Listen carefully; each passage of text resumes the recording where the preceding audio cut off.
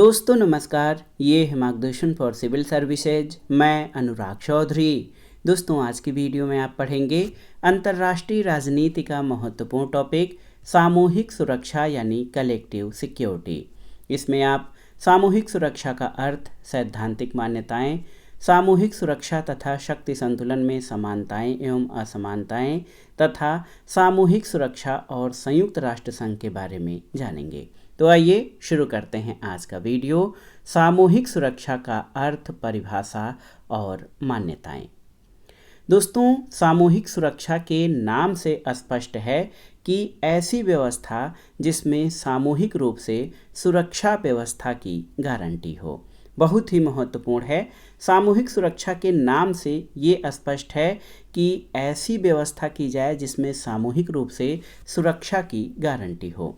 विश्व राजनीति में इसका आशय ऐसी वैश्विक सुरक्षा व्यवस्था से है जिसका प्रत्येक सदस्य राज्य ये स्वीकार करता है कि किसी भी राज्य की सुरक्षा सभी की चिंता है और सभी के द्वारा खतरे से निपटने के लिए सामूहिक यानी एक साथ मिलकर प्रतिक्रिया की आवश्यकता है।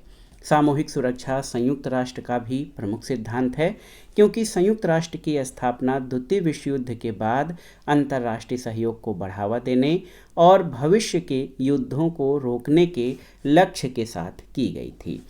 शॉर्ट में जानते हैं कि सामूहिक सुरक्षा का मूल सिद्धांत क्या है। तो आप जान लीजिए कि सामूहिक सुरक्षा का मूल सिद्धांत ये है कि एक राज्य पर हमला सभी राज्यों पर हमला माना जाएगा।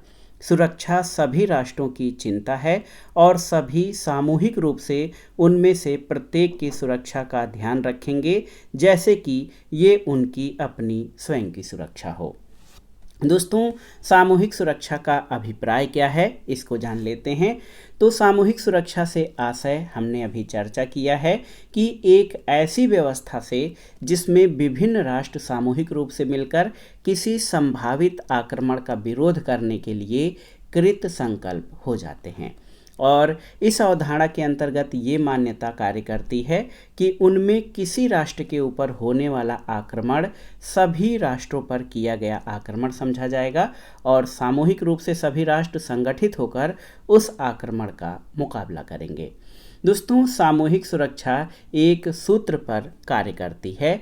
वो सूत्र है एक सबके लिए और सब एक के लिए, यानी one for all and all for one. तो ये सामूहिक सुरक्षा का मूल मंत्र है कि एक सब के लिए और सब एक के लिए।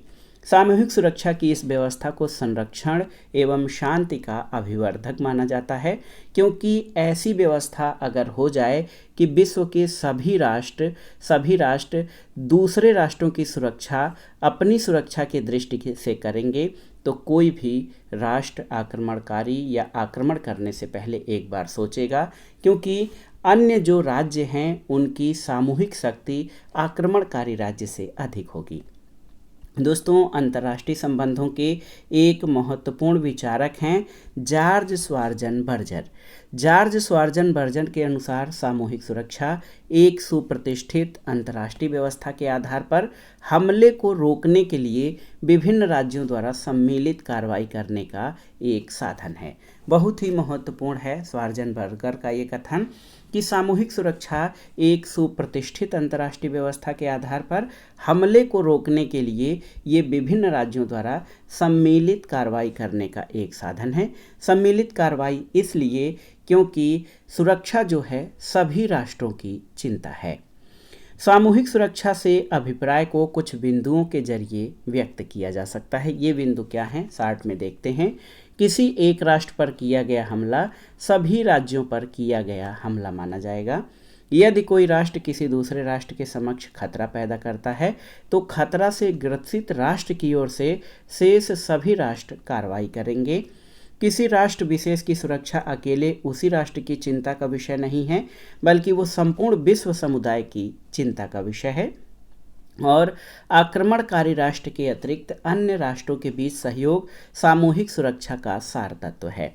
दोस्तों, सामूहिक सुरक्षा व्यवस्था तभी सफल हो सकती है जब आक्रमणकर्ता राष्ट्र के अलावा अन्य राष्ट्रों के बीच सहयोग जो है ये सामूहिक रूप से हो, और इस सहयोग के डर से ये संभव है कि आक्रमणकारी राष्ट्र आक्रमण का विचार ही त्याग दे, क्योंकि उसको भी ये डर लगा रहेगा कि अगर मैंने किसी राष्ट्र पर आक्रमण किया तो अन्य राष्ट्र मिलकर उसका प्रतिरोध करेंगे, उस पर प्रतिक्रिया देंगे, तो ऐसे में वो डर के मारे भी आक्रमण करने से कतराएगा और ऐसे में सुरक्षा और शांति की व्यवस्था जो है स्थापित हो सकेगी।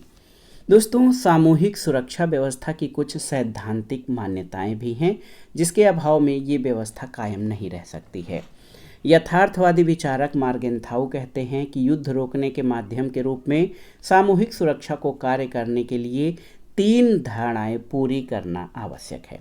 ये 3 धारणाएं क्या क्या हैं, आइए जानते हैं।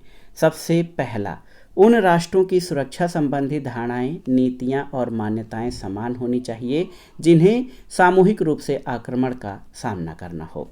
सामूहिक सुरक्षा व्यवस्था के तहत राष्ट्रों के पास इतनी अधिक शक्ति संचित होना आवश्यक है जिससे आक्रमण राष्ट्र या राष्ट्रों को आक्रमण करने का साहस ही न हो। और तीसरा है, सामूहिक सुरक्षा के तहत एकजुट राष्ट्रों को अपने परस्पर विरोधी हितों का बलिदान करने के लिए तत्पर रहना चाहिए। तो ये सभी सामूहिक सुरक्षा की सैद्धांतिक मान्यताएं हैं। मार्गेंथाउ ने इन 3 मान्यताओं को इसलिए दिया है कि अगर ये तीनों मान्यताएं राष्ट्रों द्वारा नहीं अपनाई जाती हैं तो सामूहिक सुरक्षा को सफल नहीं बनाया जा सकता है। एक बार फिर से दोहराते हैं। पहली बात तो ये है कि ये जो राष्ट्र हैं सामूहिक सुरक्षा में शामिल हैं, उनकी सुरक्षा संबंधी जो धारणाएं हैं, नीति हैं, मान्यताएं हैं, वो एक जैसी होनी चाहिए जिन्हें सामूहिक रूप से आक्रमण का सामना करना हो। दूसरी बात यह है कि सामूहिक सुरक्षा व्यवस्था के तहत राष्ट्रों के पास इतनी शक्ति होनी चाहिए जिससे आक्रमणकर्ता राष्ट्र या राष्ट्रों को आक्रमण करने का साहस न हो। क्यों? क्योंकि अगर एक राज्य है बहुत अधिक शक्तिशाली है और कई राज्य मिलकर थोड़े से ही शक्ति संपन्न हैं, तो ऐसे में उसको बड़े राष्ट्र को कोई डर नहीं होगा। लेकिन अगर ये बड़ा राष्ट्र ये मान लेता है कि ये जो राज्य हैं छोटे छोटे ही हैं लेकिन उनकी सामूहिक शक्ति उससे अधिक है, तो वो आक्रमण करने का साहस नहीं करेगा। ये दूसरी महत्वपूर्ण मान्यता है। और तीसरी मान्यता ये है कि जब सामूहिक सुरक्षा के तहत राष्ट्र एकजुट हो जाएं तो उन्हें आपसी हितों का बलिदान करना चाहिए, तभी ये व्यवस्था जो है सफल हो सकती है। एक और विचारक हैं आर्गेन्स्की। आर्गेन्स्की ने जो है सामूहिक सुरक्षा के 5 आधारभूत मान्यताएं बताई हैं। क्या क्या हैं?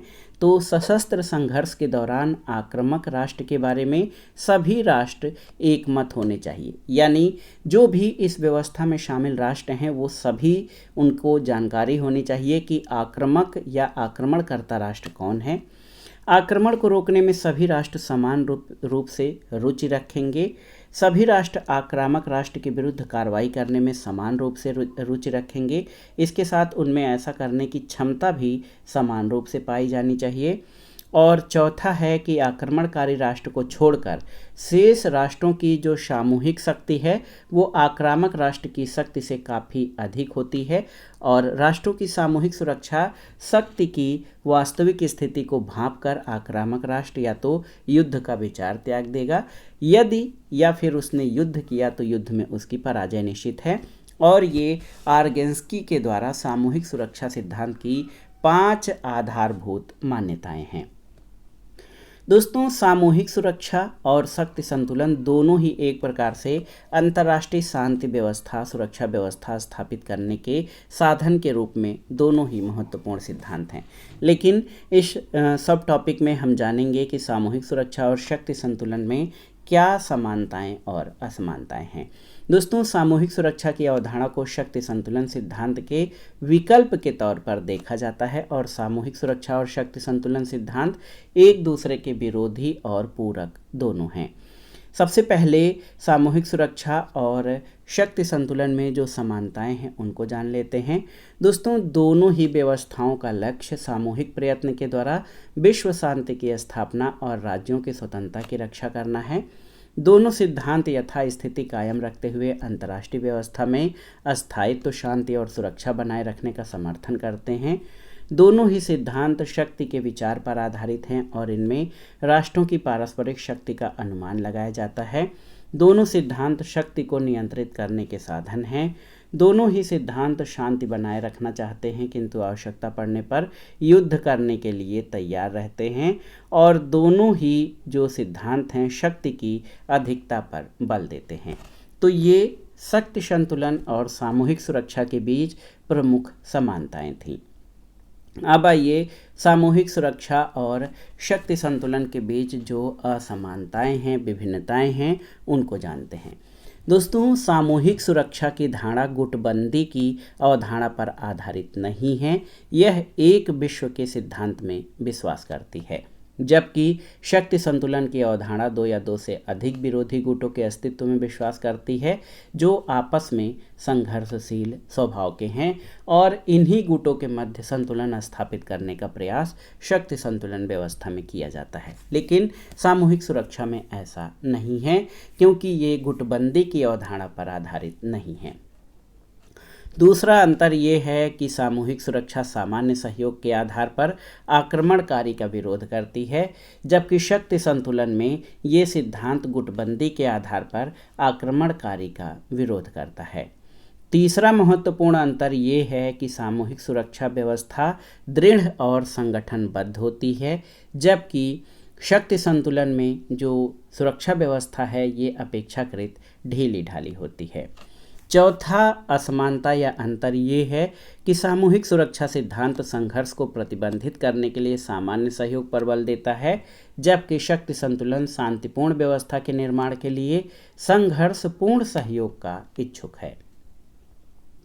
पांचवां प्रमुख अंतर ये है सामूहिक सुरक्षा और शक्ति संतुलन में कि सामूहिक सुरक्षा सिद्धांत इस धारणा को लेकर चलता है कि किसी एक राष्ट्र पर किया गया आक्रमण शांति के लिए खतरा है, इसलिए इसका विरोध करने के लिए प्रत्येक राष्ट्र को कटिबद्ध रहना चाहिए, जबकि शक्ति संतुलन सिद्धांत से बंधे राष्ट्र आक्रमणकारी का विरोध करने के लिए तब उठ खड़े होते हैं जबकि उन सभी के हितों को आक्रमण से हानि पहुंचने की संभावना होती है।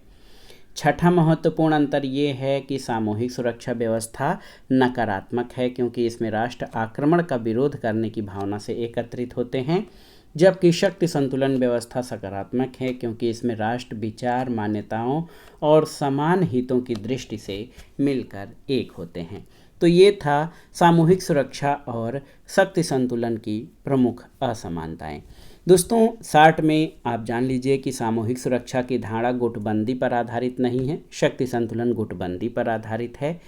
सामूहिक सुरक्षा सामान्य सहयोग के सिद्धांत पर आधारित है और ये आक्रमणकारी का विरोध करता है, जबकि शक्ति संतुलन गुटबंदी के आधार पर आक्रमणकारी का विरोध करता है।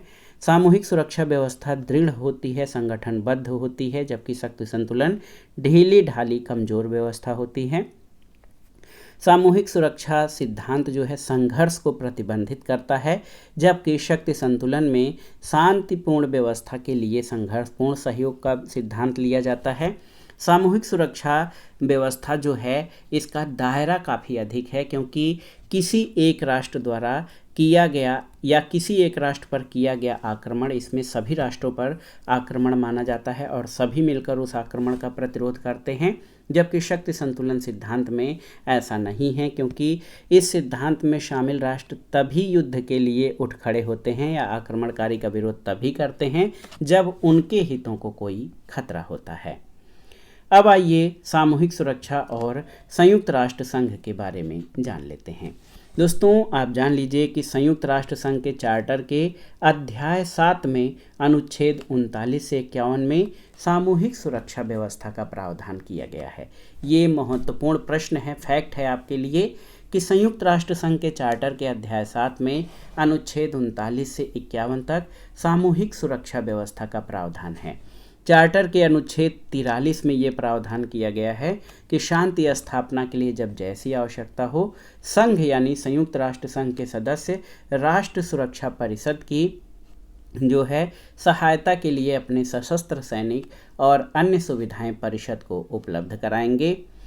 तीसरा है कि शांति के लिए एकता प्रस्ताव यानी यूनिटी फॉर पीस प्रस्ताव के अंतर्गत संयुक्त राष्ट्र महासभा को इस बात के लिए सक्षम बनाया गया है कि यदि कभी शांति के लिए संकट पैदा हो तो परिषद अपने सदस्यों द्वारा वीटो प्रयोग किए जाने का कारण समुचित कार्रवाई करने में असमर्थ रहती है, तब महासभा उस विवाद को संकटकालीन अधिवेशन बुलाकर स्थिति का मुकाबला करने के लिए सामूहिक कार्रवाई का सुझाव दे सकती है।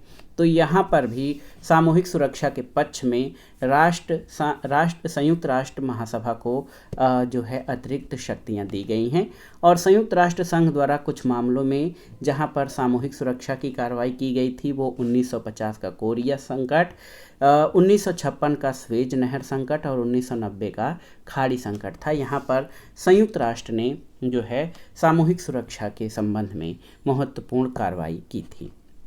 अब आइए सामूहिक सुरक्षा से संबंधित कुछ महत्वपूर्ण तथ्य और कथनों को देख लेते हैं जो परीक्षाओं की दृष्टि से महत्वपूर्ण हैं। क्विंसी राइट एक विचारक हैं, उनके अनुसार सामूहिक सुरक्षा और शक्ति संतुलन के बीच वही अंतर है जो कला और प्रकृति के अंतर्गत होता है। बेंजामिन कोहेन के अनुसार मैं इस तथ्य पर जोर डालना चाहता हूं कि सामूहिक सुरक्षा के कार्यक्रम और निशस्त्रीकरण में घनिष्ठ संबंध हैं, दोनों प्रकृतिवश साथ साथ चलते हैं। बिल्कुल सही है। और क्विंसी राइट का कहना है कि शक्ति संतुलन और सामूहिक सुरक्षा के बीच संबंध एक ही साथ एक दूसरे के पूरक और विरोधी रहे हैं। और लास्ट में आप देखिए, क्लाड के अनुसार सामूहिक सुरक्षा को शक्ति संतुलन का एक परिवर्धित संस्करण माना जाना चाहिए, न कि पूरी तरह से भिन्न और शक्ति संतुलन का विकल्प। दोस्तों, आप जान लीजिए कि इस वीडियो में हमने सामूहिक सुरक्षा व्यवस्था के जो अर्थ, परिभाषा, मान्यताएं और सामूहिक सुरक्षा और शक्ति संतुलन में क्या अंतर है और क्या समानताएं हैं, इनके बारे में जाना है। लेकिन दोस्तों, सामूहिक सुरक्षा में थोड़ी समस्याएं भी हैं।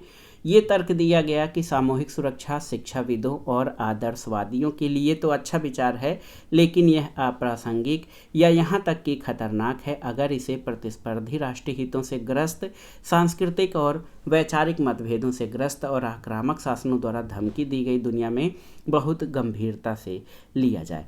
तो आप जान लीजिए दोस्तों कि ऐसा नहीं है, क्योंकि संयुक्त राष्ट्र संघ ने जो है सामूहिक सुरक्षा के सिद्धांत के तहत बहुत ही महत्वपूर्ण कार्य किया है। कई प्रमुख मामलों, कोरिया संकट, स्वेज संकट और खाड़ी संकट में इस सामूहिक सुरक्षा का उपयोग किया गया है और संयुक्त राष्ट्र जो है विश्व शांति और अंतर्राष्ट्रीय शांति और सुरक्षा को स्थापित करने में काफ़ी हद तक सफल भी रहा है। लेकिन कई मामलों में जो है यहाँ पर सफलता नहीं मिली है, क्योंकि जो विश्व के राष्ट्र हैं उनकी जो समस्याएं हैं, उनके जो आपसी द्वंद्व और प्रतिद्वंदिताएं हैं, वो कहीं न कहीं आड़े आती हैं। लेकिन काफ़ी हद तक सामूहिक सुरक्षा व्यवस्था को संयुक्त राष्ट्र के जो है तत्वाधान में लागू किया गया है और एक तरह से कहा जा सकता है कि द्वितीय विश्व युद्ध के बाद तृतीय विश्व युद्ध नहीं हुआ। इसमें कहीं न कहीं राष्ट्र संघ और अन्य संयुक्त राष्ट्र और अन्य अंतर्राष्ट्रीय संगठनों की महत्वपूर्ण भूमिका कही जा सकती है, क्योंकि राष्ट्रों के बीच आज भी प्रतिद्वंदिता है, सहयोग भी है, लेकिन जो तृतीय विश्व युद्ध है उसकी संभावना नहीं के बराबर है। ये काफ़ी हद तक इन सारी व्यवस्थाओं के वजह से ही है। तो ये था आज का टॉपिक, अंतर्राष्ट्रीय राजनीति का महत्वपूर्ण टॉपिक सामूहिक सुरक्षा यानी कलेक्टिव सिक्योरिटी। ये बहुत ही महत्वपूर्ण वीडियो है, आप अच्छे से तैयार कर लीजिएगा। और ये वीडियो राजनीति विज्ञान विषय से ग्रेजुएशन, पोस्ट ग्रेजुएशन और प्रतियोगी परीक्षाओं की तैयारी करने वाले अभ्यर्थियों के लिए भी बहुत ही महत्वपूर्ण है। आप इसको अच्छे से तैयार करिएगा। वीडियो आपको कैसा लगा हमें कमेंट बॉक्स में ज़रूर बताइएगा। वीडियो को लाइक करें, शेयर करें और इस चैनल मार्गदर्शन फॉर सिविल सर्विसेज को सब्सक्राइब करें। वीडियो देखने के लिए धन्यवाद दोस्तों, नमस्कार।